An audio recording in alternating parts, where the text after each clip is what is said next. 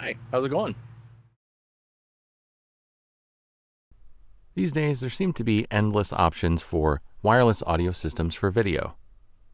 You can get tiny transmitters with built-in microphones, larger transmitters with connectors for wired microphones, multiple channels, charging cases for the components, systems that connect to cameras, systems that connect directly to mobile devices, and more.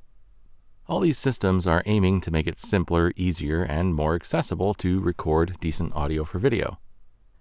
In some ways, they succeed. But I also think that in some ways, they could be actually overcomplicating things. There's something to be said for the simplicity and reliability of a wired mic connected directly to a camera or even to a small audio recorder. I'm also not a fan of products ending up disposable due to non-replaceable built-in batteries. There's so much of that these days, and I hope we can start moving away from it. But wireless systems with tiny transmitters and built-in mics are convenient sometimes. Systems like this one. This is the Boya Magic Mini wireless microphone system. It is a 2-channel wireless system with 2 mini transmitters, a charging case, and multiple receivers for connecting to different things. It includes some mounting accessories, wind muffs, and charging cables.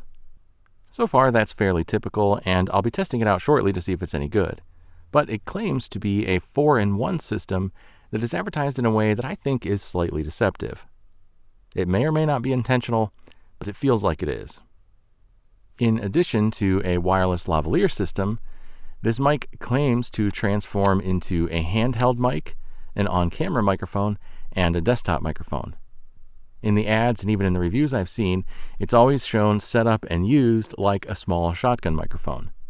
It's clearly designed to look like a short shotgun microphone. It even has the little grill on the end. And it includes foam and furry wind muffs that are clearly designed for a short shotgun microphone. So it would be pretty natural for someone to expect this transforming 4-in-1 mic to give them the capability of a small shotgun mic in addition to the functionality of a wireless lavalier system. A short shotgun mic typically has a larger diaphragm than a lavalier mic, a bit less self-noise, and a cardioid or even super or hypercardioid pickup pattern. But you don't actually get any of that here. Not only is this tube not a shotgun mic, it isn't a microphone at all. It's just the charging case, and it's designed to kind of look like a microphone. The small grill on the end is actually just for show. When used in any of those other modes, it's utilizing the microphone on this transmitter in the case, and that's why there are little holes in the lid. Now, that doesn't mean it can't be used handheld or attached to a camera or sitting on a desk, but advertising it as some kind of revolutionary, transformable 4-in-1 mic feels a bit misleading. I could use pretty much any compact wireless system or even a wired lavalier microphone in the same way. I could hand hold it, clip it on a stick to hand hold it, I could clip it to a camera, or just set it on a desk. No matter how this Boya is used, it's always a tiny, wireless, omnidirectional microphone. Being used while in the case increases battery life, but I have a feeling it's not going to perform as well in those other areas as people may be hoping it would. But we'll see once I get to the testing. Since absolutely everything has to have AI slapped on it these days, this system claims to have AI noise reduction with a deep neural network that was trained for over 20,000 hours on over 700,000 sounds. Basically, it has noise cancellation built in with 2 strength settings, and it claims to be running some kind of advanced AI processing to achieve it. Either way, I'll test it out and see how well it works. It also claims to have a built-in limiter as well as the option of a safety track. The 2 receivers can be routed to 2 separate channels, or they can be mixed together in mono mode. When using the safety track, it can only be used in mono mode because the max number of tracks is 2. So if you have a safety track, then even if you're using 2 receivers, they'll have to be mixed together because the safety track goes on the second track. I believe some of the features require the app to actually turn them on or change the settings. Speaking of which, this system supports control via a mobile app.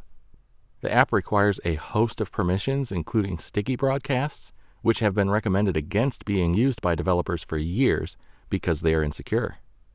It also has the ability to query all packages, so it can view everything installed on your device. It can read the phone status and identity. It says it can control cellular connections and transmissions, and more. Not to mention all the more common stuff like accessing precise location, viewing and controlling Wi-Fi connections, full network access, drawing over other apps, read and write and delete permissions for internal and USB storage, starting foreground processes from the background, etc. I understand a lot of those things are probably needed for various functionality, but it is one of the largest lists of permissions I've ever seen for a control app for a device like this. So forgive me if I don't end up installing that app to test it out. We'll see how the testing of the device goes without the app first, and how necessary it really is. In fact, with all that out of the way, let's start testing this thing out and see how it does. I don't suppose a sound booth is the most likely use case for this system, but it does make a good first step just to give you a good idea of the sound of this microphone system, or any microphone, in an environment where you're not getting a lot of reflections. There's not a lot of other ambient sounds or anything, so you can hear just the raw sound of the system. And with that, I have one of the transmitters clipped to the front of my shirt, just where I would clip kind of pretty much any lavalier system. And I'm using the camera receiver, and it is plugged directly into my camera. So I'm recording directly into my camera via one of the included receivers, and this is how it sounds here in my sound booth with one of the wireless microphones clipped directly to my shirt. I don't have either of the furry wind muffs attached right now, so this is how it sounds without one of those connected in my sound booth. I'll move on to some other scenarios here soon, maybe a non-treated room, maybe some outdoor stuff, but for now I wanted to just, while we're still in the booth, test this setup, which is one of the modes that this system can transform into, which is desktop mode.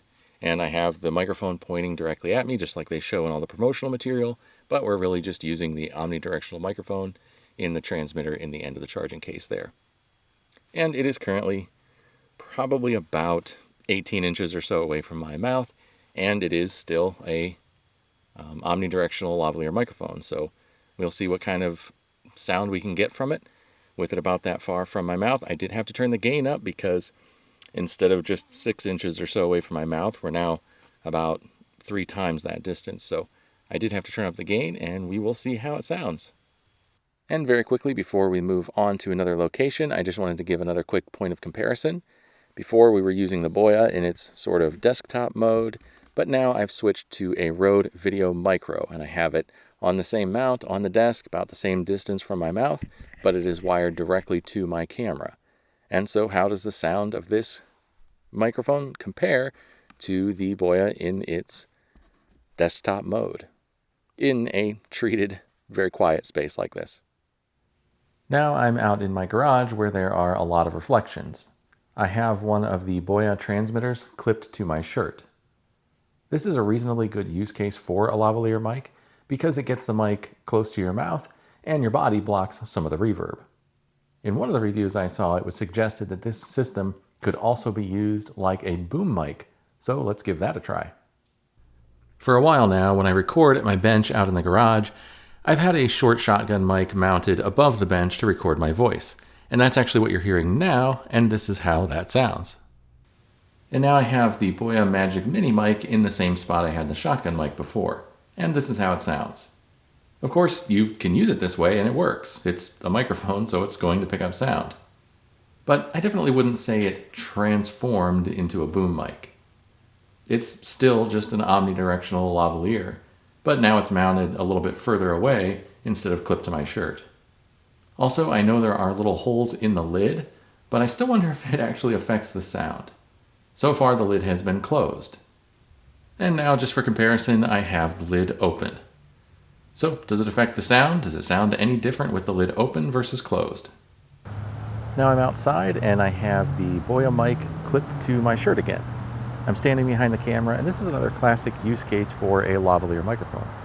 The mic is close to my mouth, so my voice is competing less with the ambient sound of traffic and such. I don't know why you'd want to use this system mounted to the camera, but let's give that a shot. Now I've got the Boya mounted on top of the camera, though I still have to use the wireless receiver because there are no non-wireless ways to use this microphone. I'm still standing behind the camera, and the mic is about 18 to 24 inches away from my mouth. I can't imagine ever wanting to use the mic like this because all I've done is move the mic about 4 times further away from me. So I have to use a lot more gain to pick up my voice, and my voice is going to be closer in volume to the ambient sounds. But this is how it sounds with the Boya system mounted to my camera. For comparison, I've got the Rode Video Micro mounted to the camera, and I'm the same distance away. I imagine it's still picking up more ambient noise than the lavalier mic when it was clipped to my shirt, but surely less than when the Boya was mounted to the camera, because that's an omnidirectional microphone, and the Rode has a directional pickup pattern. And now I've once again got the Boya microphone clipped to my shirt, but now I have the built-in noise cancellation enabled, at least whatever level I can enable without the app. And this is how it sounds. There's a little bit of traffic noise, some wind noise, some insects, things like that. How well is it canceling that out, and how well and how naturally is it picking up my voice with that noise cancellation enabled? What do you think? The Boya transmitter and microphone is very small, relatively discreet, so it doesn't stand out too much, but obviously it's pretty noticeable, like any of these clip-on transmitter microphone setups. And of course now the cicadas have started, but if you really do want to hide a microphone, a traditional lavalier is probably best. I currently have a standard wired lavalier microphone hidden under my shirt, and it's recording to a portable audio recorder in my pocket. So this is a pretty simple setup. It's very reliable and technically unlimited range. It's not going to have any cutouts or interference from other nearby radio signals, and it's not going to have any problems with obstructions or anything like that. So this is definitely a simple, easy way to do it. You don't always need to go wireless. Well, it seems like no matter what I do, I can't get away from the cicadas because I came here, I wasn't hearing them, and now they're all of a sudden started off and on going crazy. So you're going to hear the cicadas now too, but just once again showing recording with a wired lavalier under my shirt to a portable recorder in my pocket, just to show that sometimes simpler is good enough, or potentially even better, because a standard wired lavalier is actually even easier to hide than a tiny wireless transmitter with a microphone built in. So sometimes simple is good enough, and this is a wired setup, but it's a portable recorder, so while I will have to sync the audio in post, there's really no range, essentially. It's unlimited range. I could go as far away as I want, and I'm still just recording. It's a pretty reliable system. It's not going to be susceptible to any kind of interference or dropouts or anything like that. So sometimes just a wired microphone on a portable recorder is a good setup. Now I'm recording with the Boya system. I've got one of the lavalier microphones clipped to my shirt. It is relatively small and inconspicuous, but obviously it is still pretty visible. It's clipped right to the front of my shirt. Not a whole lot of background noise out here. There is a little bit of a breeze. There are a lot of insects making a racket, and there's a highway behind me. Well, not a highway, but a bridge behind me, and there's definitely some road noise from that. But this is how it sounds. I don't know. I'm very close to the camera. I'm probably only 8 to 10 feet away at the most, probably more like 8. I'm going to go ahead and turn around and just see if the obstruction of just having the camera on the front of me cuts it out when we're in an area like this where there aren't any reflections. So I'm going to keep talking as I turn, and now I'm facing directly away and I'm still talking. Is the audio cutting out? I'm going to continue turning, and now I'm facing the camera again. Did the audio cut out when my body was in the way? Some systems like this will work out to about 50 feet or so without dropouts, but then once you get to 50 feet plus, or even just at 50 feet or more, they'll start to cut out when I'm facing away. So even at just this 8 feet, does this one cut out? If not, it's going to be okay for stuff like this, but if you're going to get very far away, I can almost guarantee you're going to start to have cutouts when you have obstructions, you don't have direct line of sight. With a system like this, it's just the nature of the type of communication that these wireless systems use. And one more quick test, same situation, Boya microphone clipped to the same spot, pretty much the same background noise situation, but now I have the noise cancellation enabled on this system. Whatever noise cancellation mode it's in, I think it's probably the lower setting of the two. There's supposedly 2 options. There's kind of a light noise reduction setting and then a heavier noise reduction setting. Without the app, I can't change it from one to the other. You can just turn it on or off, and it is whatever it is. I'm not going to install the app, so I can't change it, but this is what the default setting is, so that if you don't have the app, you can still press the button, enable the default mode, and this is the noise cancellation you get. How does it sound? How natural is it? And for another quick test with this particular setup, a little bit different noise situation than before with all the bugs and the further away road. But again, I have the Boya mounted to the top of the camera. I'm standing about 2 feet from the camera, and this is how the audio sounds with this system mounted on the camera. And once again, for comparison, I have the Rode Video Micro 2 mounted on the camera. I'm standing about the same distance away. The microphone is pointed back at me, so this is the kind of audio you can get with an on-camera shotgun microphone pointed at you versus mounting the Boya, which is an omnidirectional microphone, on the camera. And finally, for comparison, here is the just camera's built-in audio. So just the microphone's built into the camera. This is what that sounds like. Me still standing about 2 feet away from the camera with all of this insect noise, traffic noise, etc. Well, regardless of anything else, it'd be hard to argue you could pick a more beautiful day to do this.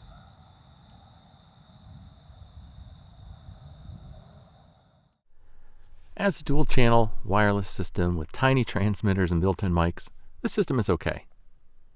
The frequency response is a bit limited, and it sounds like maybe the bit rate of the digital transmission is a bit low. But it's not bad considering the price and the size of the transmitters.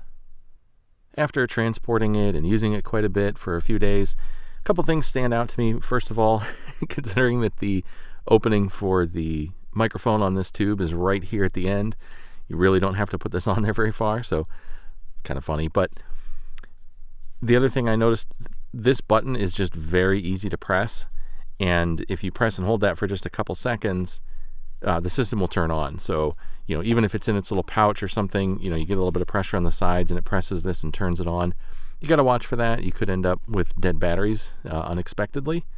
In fact, when I came in here to record and took this back out of the pack, it was on and flashing, looking for a transmitter to connect, or a receiver to connect to. So, something to watch out for. Also, these little wind muffs, they are just absolutely falling apart so easily. There's like piles of fluff in the case, and it seems like every time you pick one of these things up or use it, put it on and off, you're getting little tufts of fur falling out. So they don't hold up the best. This one doesn't do that so much. This one seems, maybe a little bit better put together. These ones, they kind of shed. Probably not a big deal, but something I noticed. But the transmitters themselves, they do have little clips on them, plus a little magnet that you can use to mount them on clothing and such. And the operation is very simple and straightforward. They're very easy to use. I didn't try the app, so I can't say how well that does or doesn't work. And the app is unfortunately required in order to access the safety track option or to change the noise cancellation mode. Speaking of that noise cancellation, it causes some strange artifacts and doesn't really result in the most natural sound, but if you're in a really noisy environment and you just need intelligible audio, it works. Overall, you could get a bit better sound quality for similar money, but probably not with a 2-channel wireless system with transmitters as small as this and with optional noise cancellation, so it seems pretty decent for the money. On the other hand, I can't help but be a bit put off by the marketing. I just don't see this as a transformable mic or really even a 4-in-1. It's just a wireless lavalier system with a holder that lets you mount the transmitter to things. If you've seen those handles for the Rode and DJI wireless transmitters, you could sort of think of this system just including something like that, with the added benefit of 1/4-20 threads so you can mount it to things. And that's fine as long as you know that going in. But I think the marketing and even the design of the system itself strongly implies that it will function like a compact shotgun mic in addition to functioning like an omnidirectional lavalier mic. It doesn't. Either way, hopefully this was helpful. If you have any questions, let me know. And as always, thanks for watching. Take care.